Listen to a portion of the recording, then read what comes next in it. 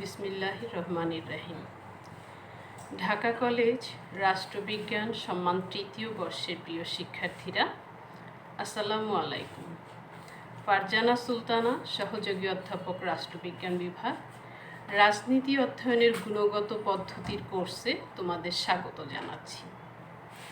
প্রিয় শিক্ষার্থীরা, আমরা আলোচনা করছিলাম রাজনীতিকে অনুধাবন করার জন্যে বিশ্লেষণের পদ্ধতি হিসেবে ক্রীড়াতত্ত্ব বা গেম থিওরি নিয়ে। এই তত্ত্বের সাথে তাত্ত্বিক পরিচিতি তোমাদের গত ক্লাসেই করিয়ে দিয়েছি। আশা করি তোমরা নিজেরাও বাড়িতে একটু বই বা এই সম্পর্কে নেট থেকে দেখেছো। আজকে আমাদের আলোচনা করার কথা ছিল ক্রীড়াতত্ত্বের দুই একটি মডেল এবং তত্ত্বের গুরুত্ব, তত্ত্বের প্রায়োগিকতা, এগুলি নিয়ে। প্রিয় শিক্ষার্থীরা, ইতোমধ্যে যে মার্কিন নির্বাচন হয়ে গেল, খেয়াল করেছো নিশ্চয়। রাষ্ট্রবিজ্ঞানের ছাত্র হিসেবে আমরা কিন্তু শুধু টেক্সটেই নিজেদের আবদ্ধ রাখতে পারি না, কারণ রাষ্ট্রবিজ্ঞান এমন একটি বিজ্ঞান যার গবেষণাগার পুরো বিশ্বে ছড়িয়ে। জাতীয় ক্ষেত্রে, আন্তর্জাতিক ক্ষেত্রে প্রতিটি রাজনৈতিক তাৎপর্যপূর্ণ ঘটনা, সেগুলিকে বিশ্লেষণ করে সেগুলির প্রকৃতি অনুধাবন করা, সে আগামী দিনের রাজনীতি সম্পর্কে প্রেডিকশন করা, এগুলি তো তোমাদের অভ্যস্ত হয়ে যাওয়ার কথা। বিশেষ করে অন্য বন্ধুবান্ধবদের মধ্যে যখন তোমরা আলোচনা করবে, গল্প করবে রাজনৈতিক ঘটনাবলিতে, তো তোমাদেরকেই তারা জিজ্ঞাসা করবে।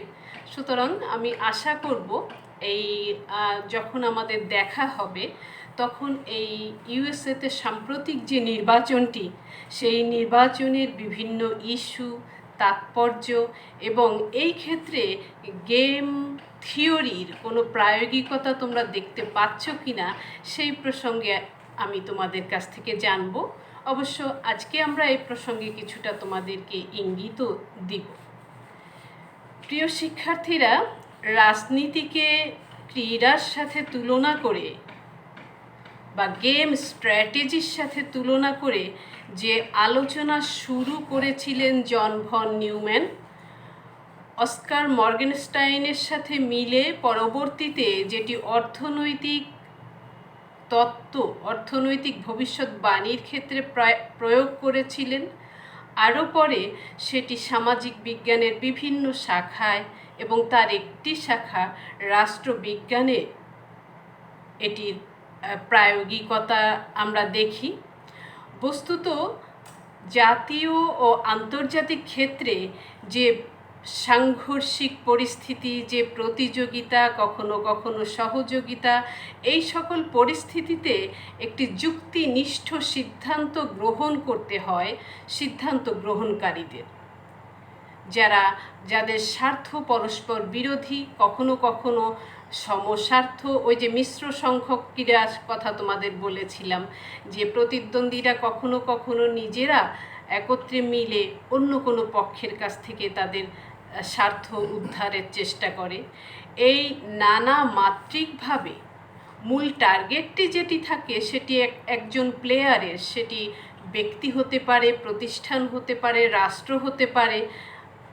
রাষ্ট্রবিজ্ঞানে আমরা যাকে বলবো যে একজন ডিসিশন মেকার, একজন প্লেয়ার, এবং সেই ডিসিশন মেকিংয়ের মধ্যে দিয়ে স্ট্র্যাটেজিক্যালি যিনি তার পে অফকে সর্বোচ্চ করতে চান বা লাভকে সর্বোচ্চ করতে চান এবং ক্ষতিকে সর্বনিম্ন পর্যায়ে রাখতে চান। তো এই যে একটি অপটিমিস্টিক ভিউ, এই ভিউ থেকে গাণিতিক মডেলের মধ্যে দিয়ে রাষ্ট্রবিজ্ঞানে যে তাত্ত্বিক প্রয়োগ, তত্ত্বকে যে বাস্তবে প্রয়োগ, সেখানে মূলত দুইটি মডেলের কথা আমি তোমাদেরকে আজকে জানাবো। তার একটি হচ্ছে চিকেন গেম মডেল।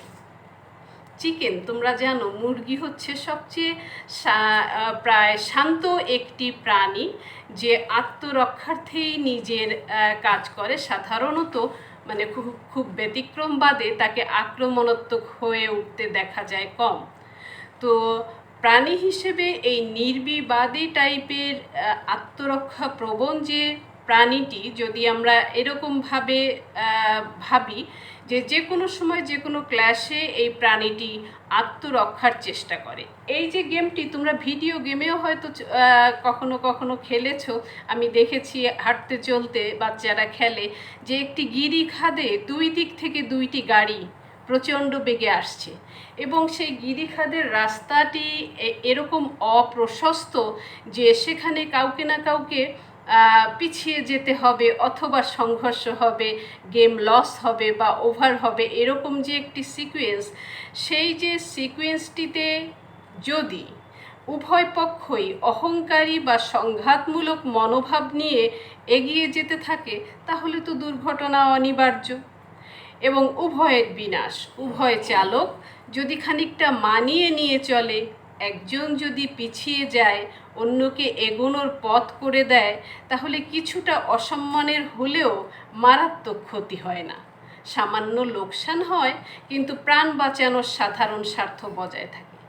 এই যে চিকেন গেম মডেল, এটি কিউবাতে একবার প্রয়োগ করা হয়েছে। মূলত কিউবাতে যখন সোভিয়েত ইউনিয়ন এবং আমেরিকার আধিপত্যের যে বিষয়টি, সেখানে এই দেশগুলির এই দেশে আধিপত্য বিস্তার করার জন্যে সোভিয়েত ইউনিয়ন যখন এখানে মিসাইল বসায়, পরবর্তীতে আমেরিকা এখানে এই মিসাইল সরিয়ে না নিলে আক্রমণের যে পরিকল্পনা করে, তার পরিপ্রেক্ষিতে সোভিয়েত ইউনিয়ন তাদের মিসাইল পরিকল্পনাটি বাতিল করে।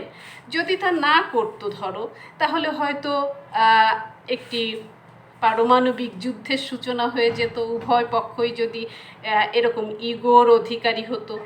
কিছুদিন আগে পাকিস্তান আর ইন্ডিয়ায়ও এরকম একটি বিষয় হয়েছে, যেখানে তোমরা দেখেছো যে ইমরান খান খানিকটা এরকম আত্মসংবরণ করেছে। এবং এই যে প্রক্রিয়া, এই প্রক্রিয়া কিন্তু আমাদের স্বাধীনতা যুদ্ধের সময়ও যখন সপ্তম নৌবহর আমেরিকার চলে আসছিল আমাদের বঙ্গোপসাগরে, সেই সময়ে সোভিয়েত ইউনিয়নও বাংলাদেশের সপক্ষে রণতরী পাঠাবে, সেই যে একটি সিদ্ধান্ত বা সেই যে একটি গেমের ডিসিশন মেকিং, তার প্রেক্ষিতে সপ্তম নৌবহর চলে গিয়েছিল। তো এইভাবে ডিসিশন মেকিংয়ের ক্ষেত্রে, স্ট্র্যাটেজিক্যাল ডিসিশন মেকিংয়ের ক্ষেত্রে এই চিকেন মডেলটি বিশ্বের বিভিন্ন দেশে, এমনকি দেশীয় ক্ষেত্রে বিভিন্ন সময়ে এই চিন্তা ভাবনা বা ভাববার পদ্ধতি অনুসারে স্ট্র্যাটেজিক্যাল ডিসিশন মেকিং হয়ে থাকে। আরেকটি যে মডেল, সেটি হচ্ছে প্রিজনার্স ডাইলেমা। প্রিয় ছাত্ররা, প্রিজনার্স ডাইলেমার বিষয়টি আমরা এভাবে ভাবতে পারি। সেই প্রসঙ্গে তোমাদের একটু বলে নিই, মূলত এটি কিন্তু আন্তর্জাতিক পরিসরে গেম তত্ত্বটির প্রায়োগিকতা অত্যন্ত বেশি। তো ফিরে আসি আগের কথায়। প্রাণদণ্ডের উপযুক্ত দুইজন আসামি ধরো কারারুদ্ধ, কিন্তু চূড়ান্ত কোনো প্রমাণ নেই তাদের পক্ষে। কারাধ্যক্ষ বা জেলার দুই আসামিকেই এরকম একটি সুযোগ দেন যাতে করে কেউ যদি অপরাধ কবুল করে প্রথমে, অথবা অন্যকে অভিযুক্ত প্রমাণ করতে পারে, তাহলে যে আগে এটি করবে তাকে লঘুদণ্ড দেওয়া হবে এবং যাকে দায়ী প্রমাণ করবে তার ক্ষেত্রে গুরুদণ্ড দেওয়া হবে। তো এরকম পরিস্থিতিতে এই দুইজনই যদি ঠিক করে, আসলে বোঝা খুব কঠিন যে কে আগে এটি কবুল করবে বা কে অন্যকে দোষী সাব্যস্ত করবে, যেহেতু দুইজনেই এই কাজের একসাথে তারা করেছে। তো সেক্ষেত্রে উভয়ের কেউ যদি মুখ না খোলে, তাহলে কিন্তু উভয়ের ক্ষেত্রেই এই কাজের কোনো প্রমাণ পাওয়া যাবে না এবং উভয়েই লঘুদণ্ড পাবে, তাই না প্রিয় শিক্ষার্থীরা? আর যদি কেউ ঠিক করে যে সে মুখ খুলবে, সেক্ষেত্রে একজন ক্ষতিগ্রস্ত হবে এবং সেও নিশ্চয়ই চেষ্টা করবে আর একজনকে ক্ষতিগ্রস্ত করার জন্যে।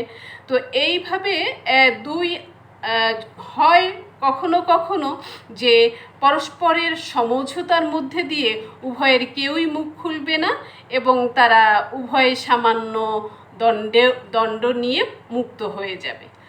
আন্তঃরাষ্ট্র যে সংঘর্ষের ক্ষেত্রে সেখানে এরকম আসলে কিছু প্রমাণ দেখা যায় যে শক্তিশালী রাষ্ট্রগুলি যখন দুর্বল দেশগুলির উপর আধিপত্য জারি করতে চায় কিংবা জবরদস্তিমূলক অর্থনৈতিক অবরোধ চাপিয়ে দিয়ে তাদের পদানত করতে চায়, তখন এই বন্দি আসামিদ্বয়ের মতো দুর্বল রাষ্ট্রগুলি জোটবদ্ধ হয়, সলা পরামর্শ করে, নিজেদের স্বার্থ সুরক্ষার চেষ্টা করে এবং এইভাবে তারা সহযোগিতার মধ্যে দিয়ে নিজেদের অস্তিত্ব রক্ষা এবং রক্ষার যে স্ট্র্যাটেজিক্যাল পয়েন্ট অফ ভিউ সেই লক্ষ্যে তাদের কর্মকাণ্ডকে পরিচালিত করে।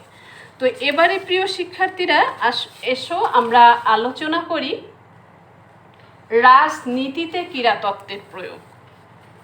রাজনীতিতে ক্রীড়াতত্ত্বের প্রয়োগ নিয়ে আমরা যদি আলোচনা করতে চাই, সেক্ষেত্রে একটু আগেই তোমাদের কথায় যেটি বলছিলাম যে স্ট্র্যাটেজি সংক্রান্ত সমস্যাদির সর্বাপেক্ষা উত্তম বিশ্লেষণ পদ্ধতি হচ্ছে এই গেম থিওরি, যেটাকে সঠিকভাবে যদি ব্যবহার করা যায় তাহলে সঠিক ফল পাওয়া যায়।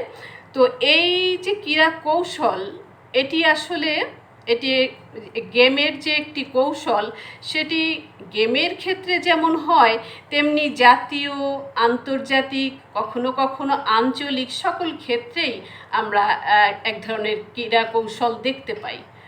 রাষ্ট্রবিজ্ঞানে বিশেষ করে এসব ক্ষেত্রে সিদ্ধান্ত গ্রহণ পদ্ধতির প্রয়োগে ক্রীড়াতত্ত্ব অত্যন্ত প্রাসঙ্গিক ও অর্থবহ। জাতীয় রাজনীতির বিভিন্ন ক্ষেত্রে ক্ষমতা ও আধিপত্যের দ্বন্দ্ব দেখা যায়। একটি রাজনৈতিক ব্যবস্থায় দল থাকে, উপদল থাকে, এলিট কাঠামো থাকে। এরা দ্বন্দ্ব, আধিপত্য ও প্রভাবের যে বিস্তারের নিরন্তর খেলায় মগ্ন থাকে, যেটি দেশীয় পরিস্থিতিতে তোমরা বুঝতে পারো।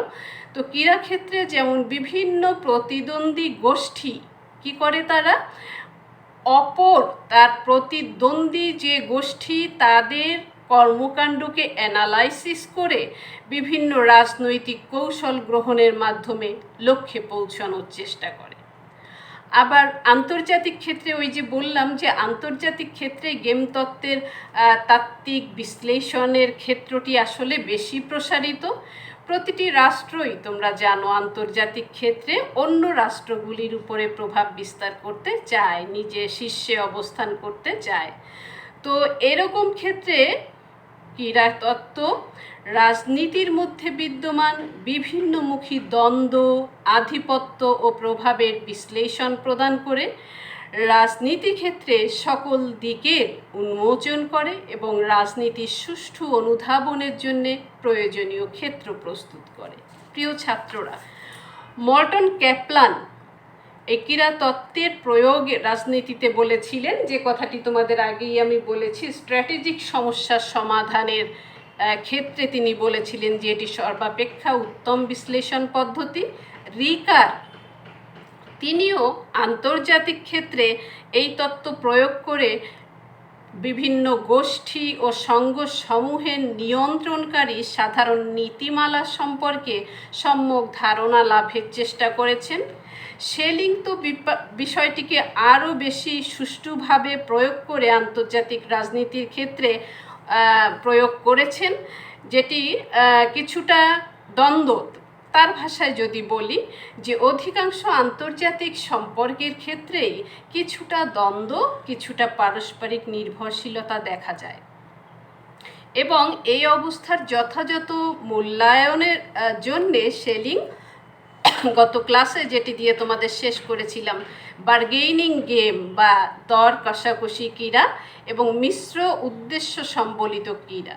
দর কষাকষির ক্রীড়া, যেটি সাধারণত যুদ্ধরত জেনারেল বৃন্দ বা কূটনীতিকেরা নিজের দেশের পে অফকে সর্বোচ্চ করার জন্যে প্রতিপক্ষের সাথে আলাপ আলোচনা স্ট্র্যাটেজিক্যাল পয়েন্ট অফ ভিউ থেকে আলাপ আলোচনা, দর কষাকষির মধ্যে দিয়ে কোনো স্বার্থ একটুখানি ক্ষুণ্ণ করে ব্যাপক স্বার্থ রক্ষার কৌশলগত অবস্থান নিয়ে যে আলাপ আলোচনা, আর মিশ্র উদ্দেশ্য সম্বলিত ক্রীড়াতে যেখানে হয়তো পরস্পর একটু ছাড় দিয়ে, যেটি তোমাদের আগের ক্লাসে বলেছিলাম যে আমাদের 90-এর গণ অভ্যুত্থানে যেমন এটি হয়েছিল, যে বিভিন্ন রাজনৈতিক দলগুলি, বিশেষ করে প্রধান দুই রাজনৈতিক দল বাংলাদেশের আওয়ামী লীগ ও বিএনপি, তারা মিশ্র উদ্দেশ্য নিয়ে তারা পরস্পর মিলে যে সামরিক সরকারের বিরুদ্ধে যে আন্দোলন করেছিল এবং যার ফলে বাংলাদেশে পুনরায় গণতান্ত্রিক রাজনৈতিক পথে উত্তরণের যে লক্ষ্যটি সেটি অর্জিত হয়েছিল। এইভাবে এই যে দুইটি ধারণা, এই দুইটি ধারণার পর শেলিং অত্যন্ত গুরুত্ব দেন। মার্টিন শুবিক তিনিও রাজনৈতিক বিরোধের ক্ষেত্রে ক্রীড়াতত্ত্বকে সাফল্যের সাথে প্রয়োগ করার কথা উল্লেখ করেন। এবারে প্রিয় ছাত্ররা, আমরা রাজনীতিতে ক্রীড়াতত্ত্বের গুরুত্ব সম্পর্কে আলোচনা করলাম।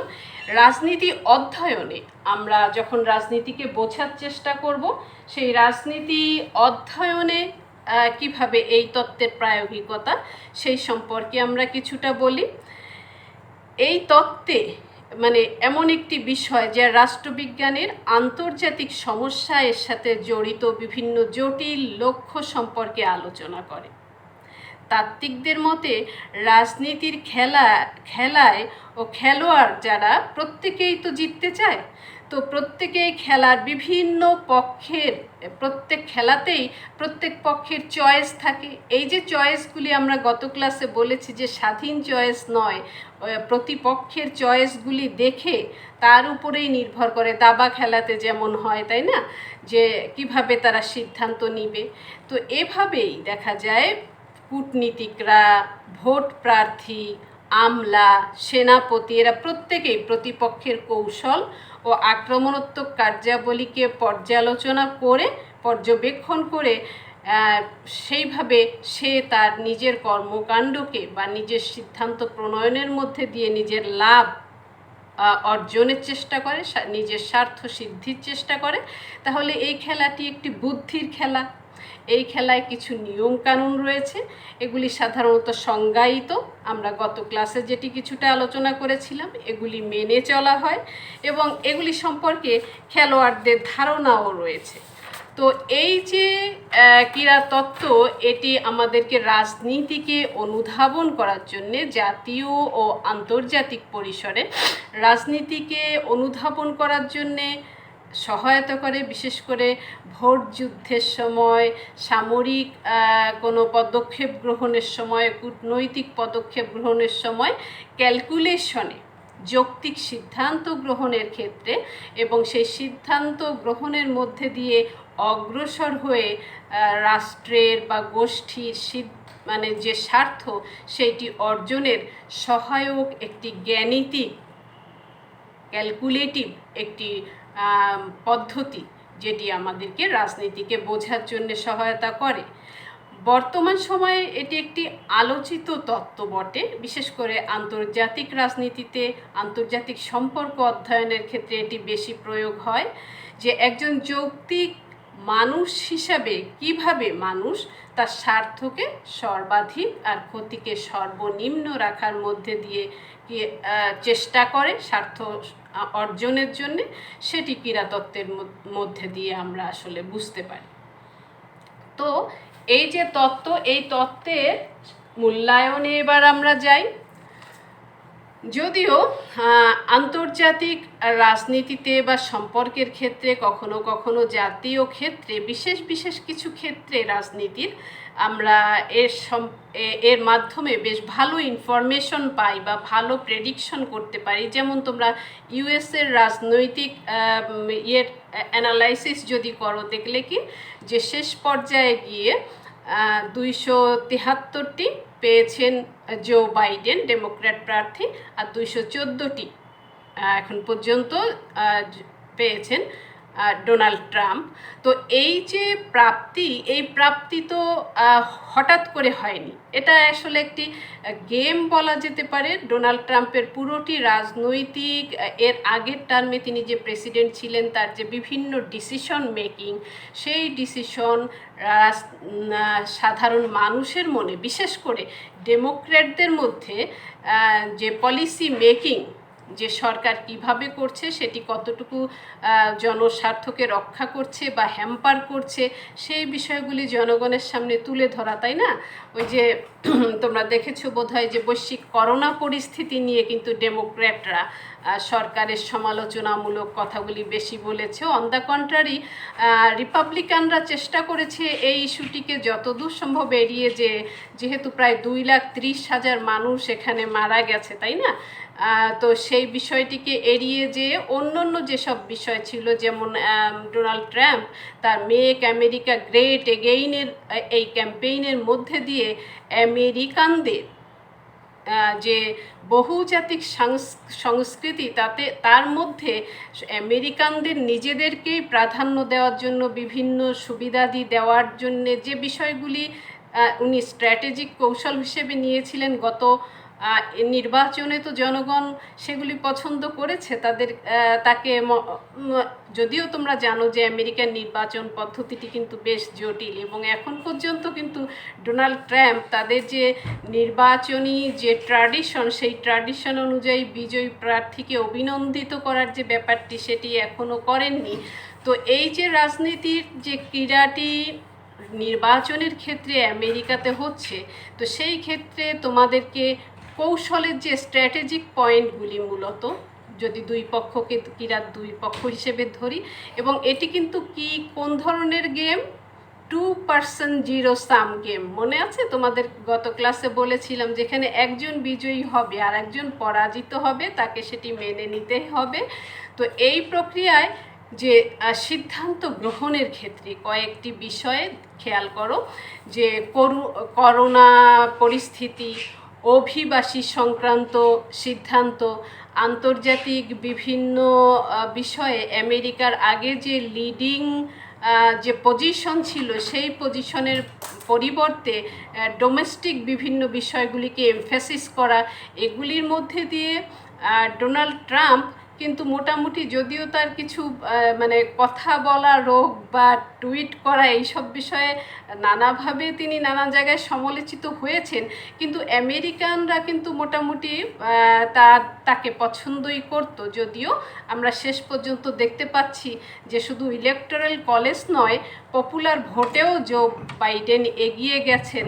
তো সেক্ষেত্রে যে সমস্ত জিনিস বিবেচনার মধ্যে এসেছিল, তার মধ্যে একটি হচ্ছে আমেরিকার বর্তমান স্বাস্থ্য পরিস্থিতি, করোনা সংক্রান্ত, একটি অভিবাসন সংক্রান্ত, একটি অর্থনীতি সংক্রান্ত, এবং আন্তর্জাতিক ক্ষেত্রে তার যে ভূমিকা, সেই সংক্রান্ত যে সমস্ত বিবেচনা, বিশেষ করে প্রতিপক্ষ হিসেবে ডেমোক্র্যাটরা সেটিকে খেয়ালে রেখেছেন। খেয়াল করো একটা বিষয়, যে আমেরিকার শাসনে যারাই আসে তারা কিন্তু ইসরায়েলকে সমর্থন দেয়, সেটি যে কোনোভাবেই হোক, তারা পরোক্ষভাবেই সাধারণত এটি করে, যেটি ডোনাল্ড ট্রাম্প অনেকটা রাজধানীকে স্বীকৃতি দিয়ে একেবারে প্রত্যক্ষভাবে এখানে চলে গেছেন। মধ্যপ্রাচ্যে আনস্টেবল যে বিভিন্ন সিচুয়েশন, সেই বর্তমান সময়, সেইখানে তিনি নিজের অবস্থানকে একটি নিউট্রালাইজ বা ইতিবাচক অবস্থার পরিবর্তে একটি বিশেষ দিকে নিয়ে গেছেন।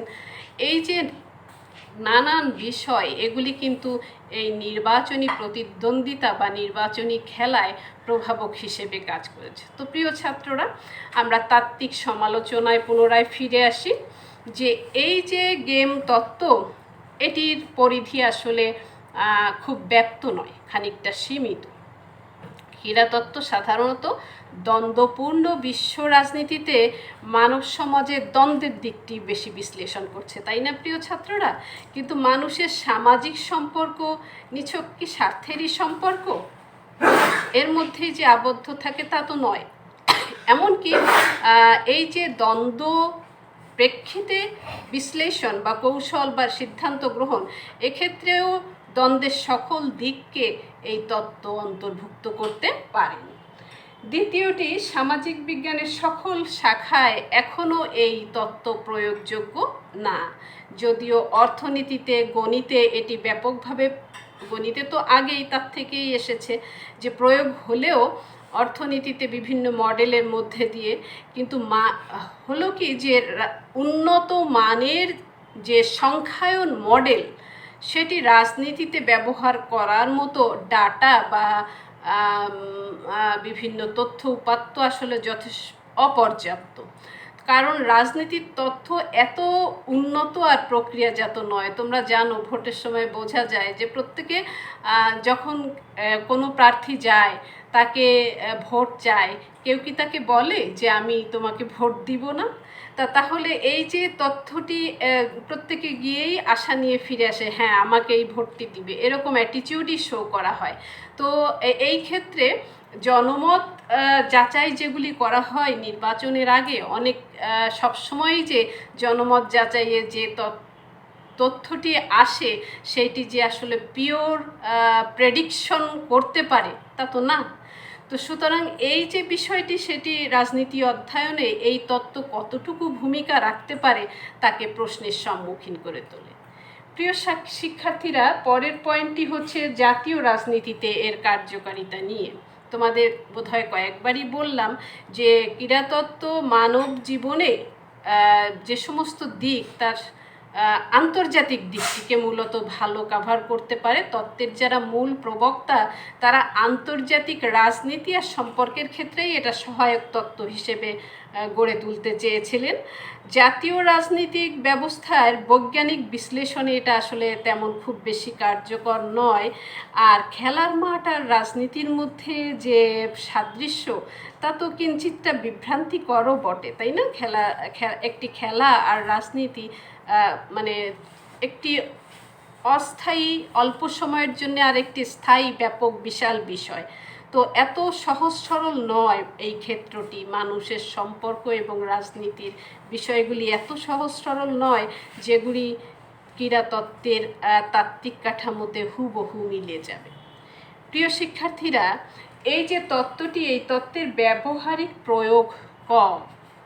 জাতীয় ও আন্তর্জাতিক যে সমস্ত নীতিমালা প্রণীত হয় সেটি তো ক্রীড়াতাত্ত্বিকদের মাধ্যমে যে হয় তা তো নয়, বরং রাজনীতিবিদ, কূটনীতিবিদদের দ্বারাই হয়ে থাকে। দ্বন্দ্বপূর্ণ ও বাস্তব পরিস্থিতির প্রেক্ষিতে এর উপরে ভিত্তি করে তারা সিদ্ধান্ত গ্রহণ করেন। তাত্ত্বিকদের তেমন কোনো ভূমিকা থাকে না, বা থাকলেও খুব গৌণ। অর্থাৎ এই তত্ত্বটি ব্যবহারিক ক্ষেত্রে যা হয় সেইটির পর্যালোচনা বরং, কিন্তু এই তত্ত্বের দ্বারা যে পর্যালোচনা বিষয়টি আসলে সেরকম না। দেন আরেকটি বিষয় খেয়াল করো, লক্ষ্য নির্ধারণের জটিলতা। এই যে তত্ত্ব, ক্রীড়াতত্ত্ব, এর প্রাথমিক আর মৌলিক বিষয় কি প্রিয় শিক্ষার্থীরা? একজন অংশগ্রহণকারীর লক্ষ্য বা পে অফ নির্ধারণ আর উপযোগিতা নির্ধারণ বা ইউটিলিটি, এটা স্থির করা কোনো কোনো ক্ষেত্রে কিন্তু কষ্টসাধ্য।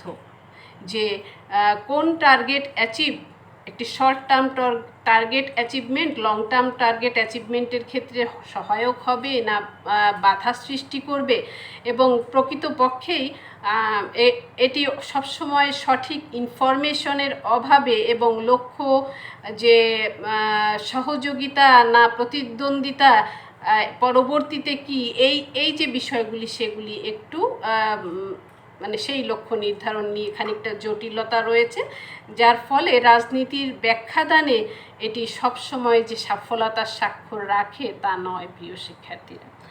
আরেকটি হচ্ছে সুস্পষ্ট ধারণার প্রভাব। কারো কারো মতে, ওই যে বলছিলাম যে গণিতে বা অর্থনীতিতে সংখ্যায়ন মডেল প্রয়োগ যত সহজ তত সহজ তো রাজনীতির ক্ষেত্রে নয়। তবে কারো কারো মতে এই দুই জায়গায় বা গণিতে অর্থনীতিতে যেভাবে হয় সেই কাঠামোকে কিঞ্চিত পরিবর্তন করে এই তত্ত্বটিকে রাজনীতির ক্ষেত্রে ব্যবহার করা সম্ভব। এজন্যে এ বিষয়ে সুস্পষ্ট ধারণা থাকা মানে থাকা দরকার, কি কখন এবং কিভাবে এই স্ট্র্যাটেজিক ডিসিশন মেকিংকে প্রয়োগ করলে সর্বোচ্চ মানে সফলতা পাওয়া যাবে এবং কখন এটিকে প্রয়োগ থেকে রিস্ট্রেইন থাকতে হবে, এই বিষয়গুলি সম্পর্কে সুস্পষ্ট ধারণার অভাব দৃশ্যমান। অ্যালান আইজাক যেভাবে বলেছিলেন যে একটি বাস্তবে এই তত্ত্বের দ্বারা, এই তত্ত্বের মাধ্যমে রাজনীতির বিজ্ঞান ভিত্তিক প্রেডিকশন বাস্তবে এত সীমাবদ্ধতা দূর করে এই তত্ত্বের মাধ্যমে এই প্রেডিকশন করা দুরূহ হয়ে পড়ে। প্রিয় শিক্ষার্থীরা, এই যে কয়েক রকম সীমাবদ্ধতার কথা বললাম, তা সত্ত্বেও কিন্তু এই তত্ত্বটি কিছু মৌলিক আর গুরুত্বপূর্ণ জিনিস সংযোজন করেছে, উপস্থাপন করেছে রাজনীতি অধ্যয়নের ক্ষেত্রে, বিশেষ করে রাজনীতিকে বিশ্লেষণের জন্যে। আমরা যা দেখি, রাজনীতি বললেই আমরা দ্বন্দ্বপূর্ণ একটি অবস্থানকেই মূলত বুঝতে পারি। সেই অবস্থায় অংশগ্রহণকারীরা একটি ফুটবল খেলার মাঠে বা ক্রিকেট খেলার মাঠে কিভাবে অংশগ্রহণ করে, তো সে কিভাবে টিম স্বার্থ, ব্যক্তিগত স্বার্থ রক্ষা করে, আর সেক্ষেত্রে রাজনীতির ক্ষেত্রে অংশগ্রহণকারী যারা, তারা কিভাবে অন্যের ডিসিশন মেকিংকে বা প্রতিদ্বন্দ্বী যারা, তাদের সাথে কখনো কখনো প্রয়োজনে সখ্যতা গড়ে তুলে, কখনো কখনো প্রতিযোগিতা, কখনো সহযোগিতার মধ্যে দিয়ে যে এগিয়ে যাওয়ার যে বিষয়টি, সেটি আমাদের কখনো কখনো উভয় পক্ষের স্বার্থকে সর্বাধিক করার বিষয়টিকে আমাদের সামনে নিয়ে আসে। তো এই বিষয়গুলি সুশৃঙ্খলভাবে গেম তত্ত্ব আমাদের সামনে উপস্থাপন করে। তো এই তত্ত্বের যে তাত্ত্বিক আর মূল প্রস্তাবনার বিষয়গুলো, সেটি অধিকাংশ ক্ষেত্রে ব্যবহৃত হচ্ছে আন্তর্জাতিক রাজনীতিতে বিশেষত। অ্যালান আইজাক বলেছিলেন এভাবে যে রাজনীতি যদি কে পায়, কি পায়, এগুলি প্রশ্নের নির্ধারণের প্রক্রিয়া হয়, তাহলে ক্রীড়াতত্ত্ব কিভাবে পায় সেই বিষয়টিকে নিয়ে আলোচনা করে, এই প্রশ্নটির উত্তর দিয়ে থাকে। এই জন্যে বর্তমান যে দ্বন্দ্বপূর্ণ আন্তর্জাতিক রাজনীতি, সেক্ষেত্রে এই তত্ত্বটি সব বেশি গ্রহণযোগ্যতা পেয়েছে এবং ব্যাপকভাবে ব্যবহৃত হয়েছে। জাতীয় পরিসরেও এই আলোচনা গেম তত্ত্বের তোমরা শুনে থাকতে পারো কখনো কখনো মেঠো বক্তৃতায়, যে রাজনীতির খেলায় কখন সমঝোতা, কখন প্রতিদ্বন্দ্বিতা, এই যে বিষয়গুলি তোমরা নিজেরাও একটু অ্যানালাইসিস করতে পারো, যে স্বার্থ সংঘাতের ক্ষেত্রে আর লক্ষ্য অর্জনের ক্ষেত্রে আদর্শের চেয়ে বাস্তব প্রয়োজনীয়তা, ক্ষমতায় যাওয়া, এই সমস্ত ক্যালকুলেশনে যে স্ট্র্যাটেজিক্যাল পয়েন্ট অফ ভিউ থেকে সহযোগিতা, প্রতিযোগিতার যে বিষয়গুলি দেশীয় প্রেক্ষিতে হয়ে থাকে, তোমরা নিজেরাই বোধহয় খানিকটা ধরতে পারো। তো এইভাবে এই তত্ত্বের প্রায়োগিকতার দিকটি তোমরা অ্যানালাইসিস করবে এবং আমাদের যখন দেখা হবে তখন এই বিষয়ে তোমাদের যদি আর কোনো প্রশ্ন থাকে, ইনশাল্লাহ আমি উত্তর দেওয়ার চেষ্টা করব। আর তোমাদের কাছ থেকে কিন্তু পুনরায় বলছি যে মার্কিন যুক্তরাষ্ট্রের নির্বাচন আন্তর্জাতিক পরিসরটিতে আন্তর্জাতিক বিষয়, তো এইখানে এই গেম তত্ত্বের স্ট্র্যাটেজিক্যাল যে বিষয়গুলি বললাম, সেই পয়েন্ট অফ ভিউ থেকে তোমরা মার্কিন যুক্তরাষ্ট্রের নির্বাচনটিকে উপস্থাপন করার চেষ্টা করবে। তো আজকের মতো এখানে শেষ করছি প্রিয় শিক্ষার্থীরা, দেখা হবে ইনশাল্লাহ পরের ক্লাসে। সে পর্যন্ত তোমরা সুস্থ থাকো, ভালো থাকো এবং এই সময়েও তোমরা চেষ্টা করো ব্যক্তিগত পর্যায়ে তোমাদের অ্যাচিভমেন্ট যেটুকু তোমরা এগিয়ে নিতে পারো টেক্সটের ক্ষেত্রে, পরবর্তীতে তোমাদের ক্যারিয়ারের পড়াশোনার ক্ষেত্রে এবং মানুষের জন্যে, তোমার প্রতিবেশীদের জন্যে, তোমার আশেপাশে যারা আছে তাদের জন্যে, তোমার ক্ষেত্র থেকে এবং তোমাদের যারা আরও এরকম ছাত্র বা যারা রয়েছো বা যারা তোমাদের বয়সী, তাদেরকে নিয়ে কিভাবে মানুষের জন্য কিছু করতে পারো, সেই চেষ্টাটিও যেন তোমাদের থাকে। তো শেষ করছি, আল্লাহ হাফেজ।